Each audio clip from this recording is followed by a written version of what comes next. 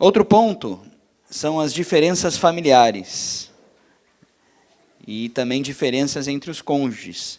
Então, sobre isso, quando nós casamos, a minha família é bem diferente da família da Miriam, né, da minha esposa.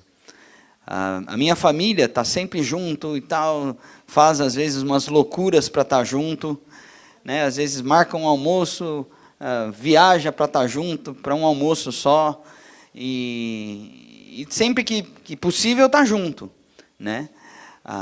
Quando vai falar o telefone, né, lá em casa é diferente do que muitas vezes acontece, né. Quando ligo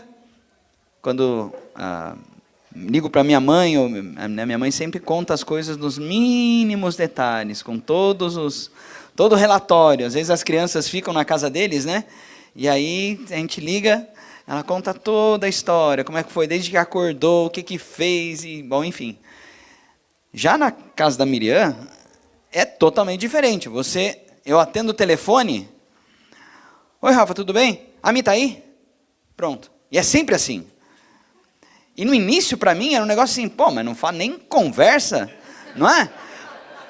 Pô, mas nem oi, nem tudo bem, não tem nada, sei lá, né?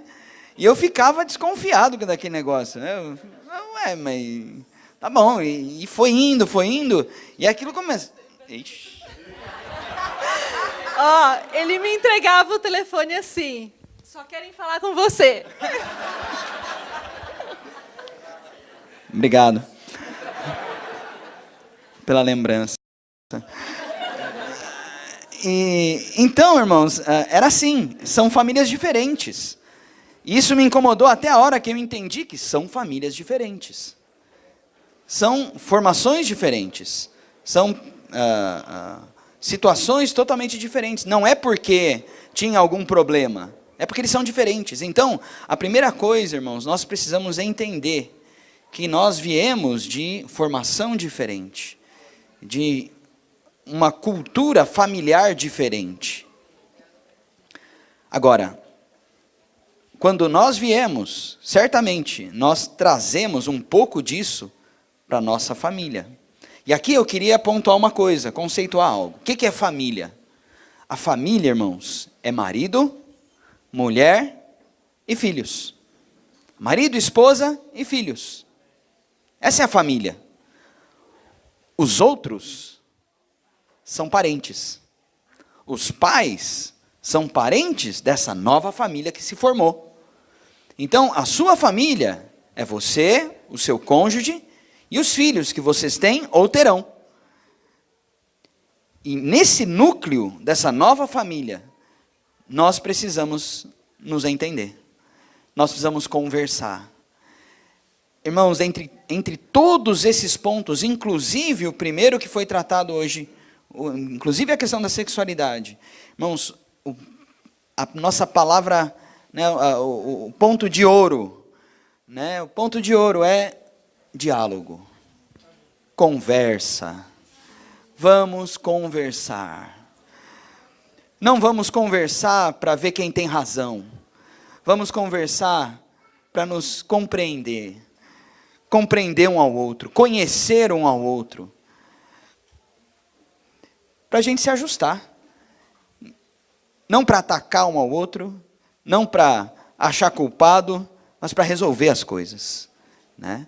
Então, também nessa questão nós precisamos conversar, e aí acontece muitas vezes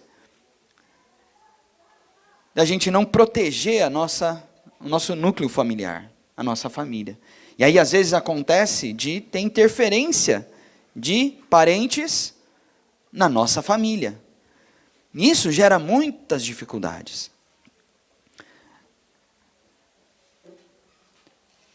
Nós, que sofremos a influência, nós precisamos conversar. Conversar um com o outro e ver o que incomoda um ao outro. E aí, às vezes, é preciso fazer algum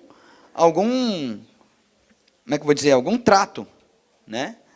Algum evento familiar, né? Um cônjuge não se sente bem de ir naquele lugar, naquele tipo de evento familiar, mas é importante para a esposa ir. Então precisa combinar, precisa entender o outro.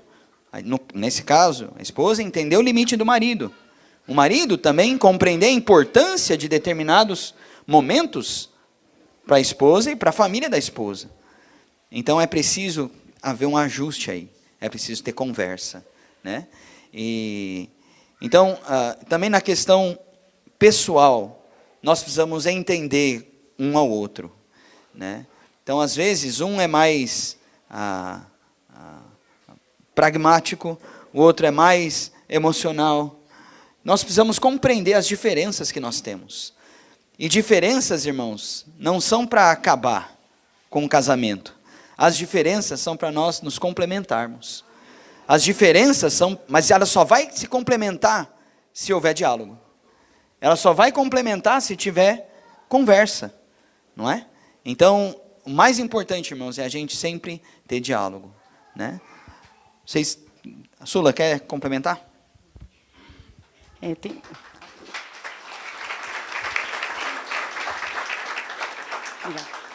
Tem essa questão, né, de família. Geralmente, quando você está construindo a sua nova família, também muita coisa é novo, né? Então, você não sabe como lidar com certas situações. A minha experiência, diferente de alguns casais, é que eu não saí da minha cidade. Quem veio para a minha cidade foi o meu marido. Ele já era de outra cidade, morou um tempo lá.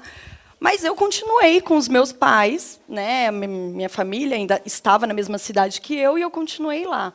E eu não sei se isso já aconteceu com algum casal, eu acredito que não, eu achava que era só comigo que acontecia. Mas, assim, a família que você fazia parte continua com a rotina normal.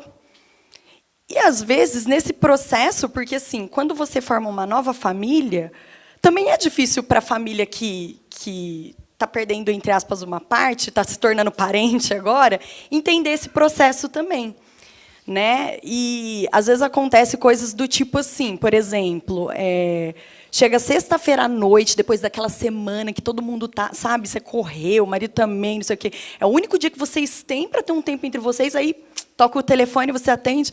Oi, mãe. Oi, filha, tudo bem? Fiz uma lasanha, aquela que você adora. Você não quer vir aqui? Aí você fala, ai, não, você fica desconcertado, não fala se vai dar, você fala não, aí fica aquela situação tipo, tá bom, tudo bem, filha, não tem problema nenhum você não vir aqui ficar comigo, acontece. E eu não sei se isso acontece com os outros, mas, assim, eu senti uma culpa, eu parecia a pior pessoa do mundo, que eu estava desonrando meu pai e minha mãe por não ir na sexta-feira à noite, ao invés de ficar com meu marido, eu tinha que ir lá estar presente naquele momento. E isso, assim, com o tempo, eu fui vendo que eu não estava conseguindo administrar duas casas. Porque não dá para você administrar duas casas, duas famílias.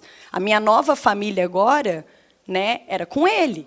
E os nossos horários, infelizmente, eram diferentes. E por nenhum momento, porque, assim, a minha família é mais parecida com a do Rafa, a gente é muito unido, gosta de se encontrar e tudo, né? Só que, assim, tem limite.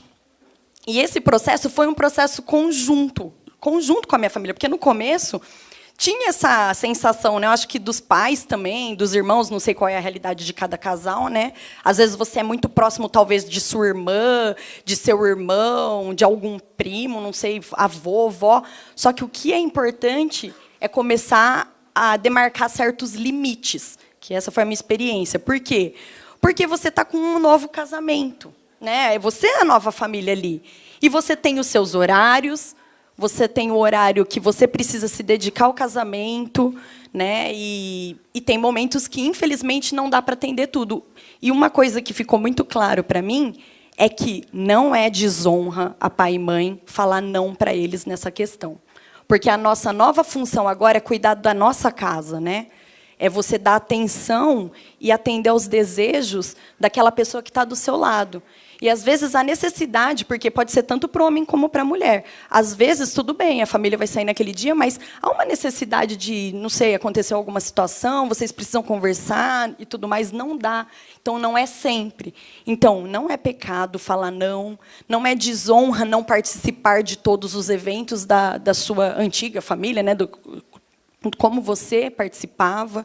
Isso faz parte, e isso é um processo que, com o tempo, eles vão entendendo o limite, fica muito orgânico. Não é pesado. No começo, às vezes, você pode se sentir um pouco mal, Mas coloque essa questão na frente, né? Isso vai, com o tempo, vai ficando muito tranquilo.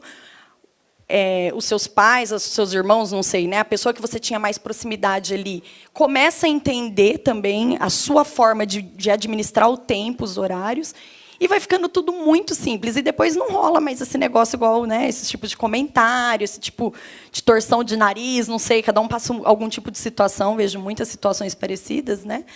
Mas o importante, irmãos, é ter essa consciência desse trabalho. E não é do dia para a noite. Era outra coisa que eu queria que, tipo assim, né? Ai, casei, iniciei minha nova casa, agora vai ser assim. Não é assim. Com o tempo, você vai descobrindo que, nossa, né, tal evento não vai dar para ir, não vou conseguir esse dia, vou fazer uma viagem, não vou conseguir ir com minha família, vou viajar dessa vez só eu e meu marido e tudo mais. Vocês vão criando a rotina do casal, vai ficando muito orgânico, um diálogo muito franco também entre os dois. Tem a questão também que tem questões que são muito importantes, é necessário equilibrar, mas o mais importante é que o casal seja unido, tenha o seu espaço, o seu limite, e não deixe questões externas, mascaradas, inclusive, de desonra, de tristeza da família, para influenciar negativamente no casamento, né? Esse é um ponto que eu acho que me ajudou bastante, tem sido muito bom. Amém.